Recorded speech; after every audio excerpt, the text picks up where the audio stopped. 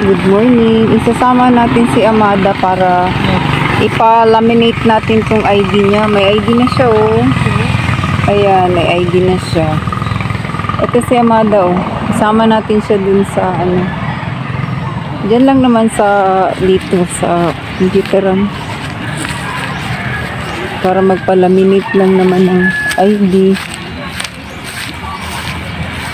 Ayan. Medyo lakad lang ng kaunti. Lakad lang kami. Diyan lang naman sa ano eh, sa tabing bahay. Hindi grabato. Diyan lang naman sa ano, sa ano lang. Yung nagpapalaminate ng mga ano, ID. Ito meron siyang ano, para maka-discount siya. Nasama ko siya sa Jollibee, maka-discount siya. Tapos, ano din, yung sa grocery naman, sabi daw ano, may 5% siya, pero selected items lang. Tapos, kailangan isama. Ang hirap naman nun eh, kasi mahirap to siya isama.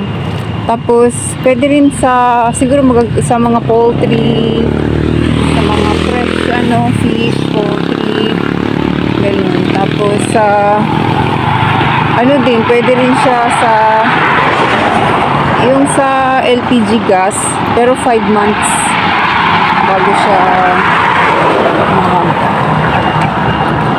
ma-replace. So, every 5 months lang. So, ito na yung, ano, computer shop. Dito. Ito. Na, ano siya, dito natin i-an. Kasama siya dyan. Tilidang. An! Wala yata yung ano, wala yung bantay. Sandali ako, puntahan ko mo. Dito. Dito, oh. Ano si ano? Ayan. Dahil dito dang. Ipalaminate ko yung ano. Asa si Anan? Wala na. Nag-Manila siya. Ay, nag-Manila na pala siya. Meron.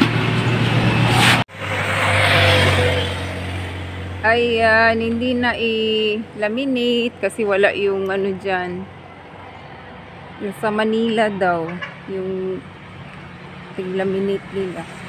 Hindi rin na marunong mag-laminate yung naiiwan dyan. So, sa ano na lang. Doon na lang siguro sa town. Ayan, at least nakalabas-labas din si Amada. Ayan siya.